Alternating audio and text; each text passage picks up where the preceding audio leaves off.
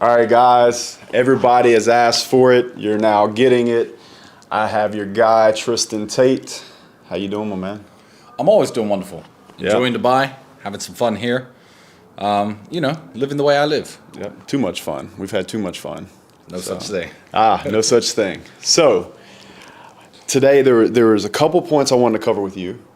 The first one is a big beef that I actually get in my comments when I talk about being a gentleman. Okay. So I want to start this whole thing off with clarifying, because I'll get messages, bro, and they'll be like, you hang out with the Tates, you ought to know that opening doors means you're a simp. And I'm like, bro, you have no idea. So I just want you to speak to gentleman game when it comes to frame and how you run your day-to-day operations. Well, first of all, you have to clarify what a simp is and what simping is. Being nice isn't simping. To me, I have a very unique description of what simping is. I think it's an unfair exchange of value between a man and a woman, usually coming from a man towards a woman. So giving a woman a bunch of free money, giving a woman a bunch of Instagram likes, giving a woman a bunch of Instagram comments, that is simping if she's not doing it back to you. I mean, you'll see me comment, you look beautiful on a girl's Instagram picture, and she'll reply underneath it, I miss you, Tristan. Yeah. That's not simping. That is a fair exchange of value. Right. Where I'm publicly telling people, I've been there. That's what I'm mine. Yeah. And I get the validation in return. I don't think there's anything wrong.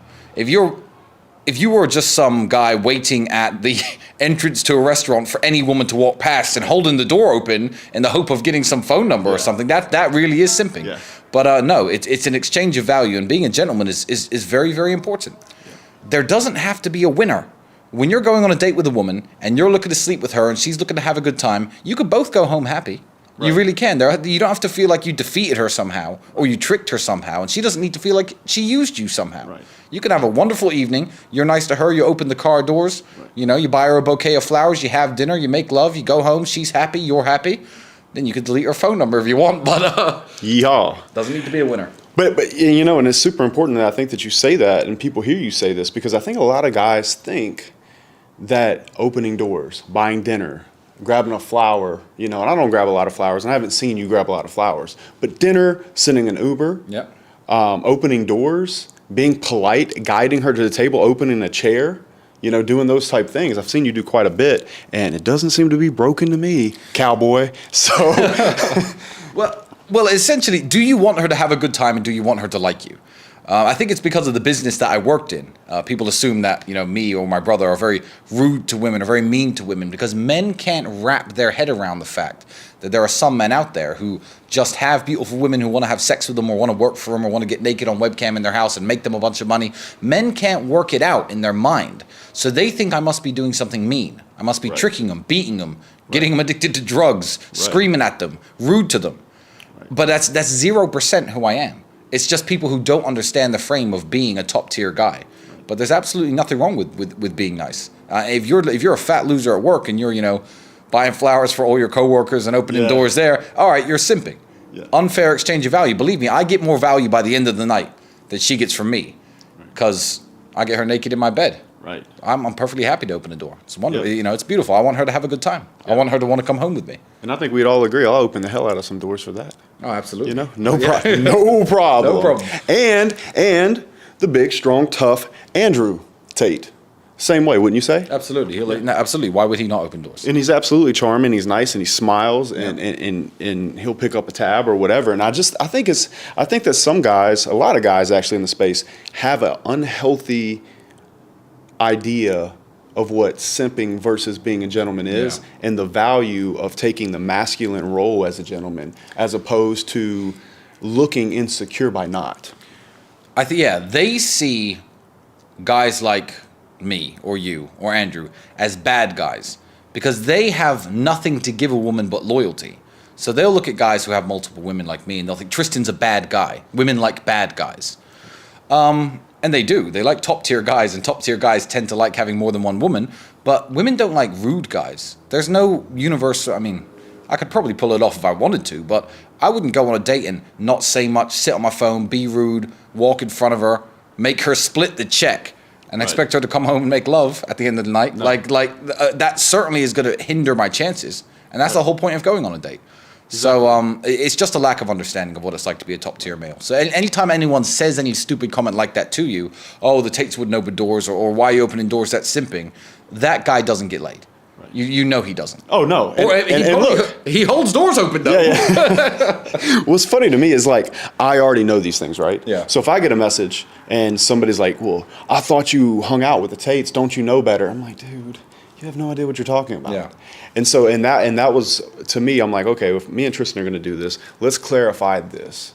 Because I think there's a lot of young guys that haven't really got deep into dating. They might go in with all the wrong impression and blow a girl out immediately when it really wasn't that necessary.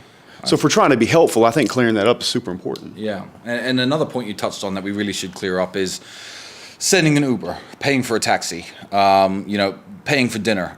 That's just the way that gender roles have been for as long as dating has been around. Right. I mean, when I was young and flat broke, because people will say, oh, you pay for the Ubers, or maybe I'll even get a girl a flight ticket to come to Bucharest, to come to my house and see me.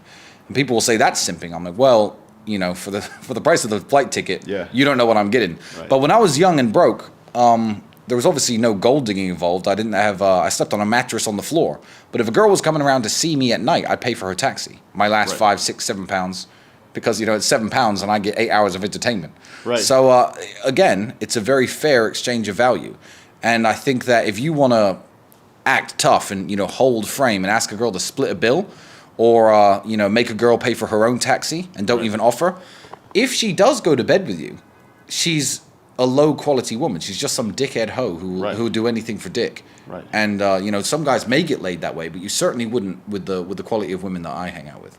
I would actually even go as far as say if you ask a girl to split a bill with you, you're actually giving up ground that you could have taken as masculine frame. Yeah. I would agree. And where I'm from in Eastern Europe, if a girl offers to split the bill, which they don't, but if a girl does offer to split the bill, it means I see you as my friend. This is not a date.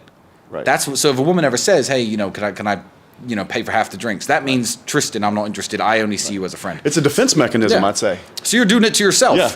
Oh, we're just friends. That's what you're trying to signal. You're putting yourself in the friend zone. By telling her to split the bill with you, which is stupid. It's very stupid. And let's be honest, not a lot of guys go to the places I go. What's splitting the bill? $30, $40? Right. And you're seriously going to try and impress me with this bullshit? I made her split the bill.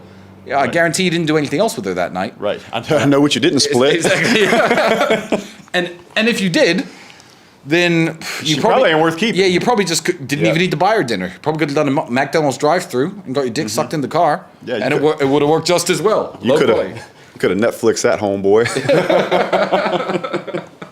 All right, good. So I think we both agree that being a gentleman in the right frame is really important. But I've also seen you be a gentleman when it's time to let a girl go, like out the door. And I think that's super important. And what I like so much about the thought process behind doing that, and when I do that, I've seen you do that, is that if you do it like a gentleman, you kind of live in her dreams a bit. You're kind of FDBing from a place where she can't even be mad at you. Now all she can do is think about how kind you were to her and the gentleman that you were. Can you speak to that at all? Well, there are two different circumstances you're talking about. One, if she stays the night with you and you're letting her go in the morning. And two, if she's not going to have sex with you, and you could tell, and she's not going to spend the night with you, and you say, you know what, let me put you in the taxi, walk her to the car, open the door, let her go. What people need to understand is 90% of the time, or 99% of the time, women have decided whether they're going to have sex with you before the date. They really have. Whether their legs are shaved. Exactly, exactly. So you spoke to her, she finds you charming. She'll think, you know what, there's a possibility I'm going to fuck this guy tonight. She'll put on her best lingerie, like she said, shave your legs, get ready. And if she's got ready, you have a very, very good chance of having sex. But there are some times where I've been talking to a girl for maybe a month, and we have our second date or first date. And I'm like, you know what, this one's in the bag. And it gets to 11 o'clock, and she's like, you know what, I'm going to have to get up early tomorrow. I should really get a taxi home.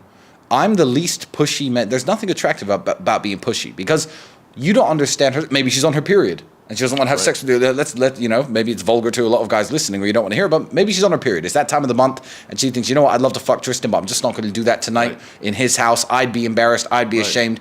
Me being pushy is just going to undo the month of hard work that I've done being charming and being nice and being kind, because I'm not getting laid.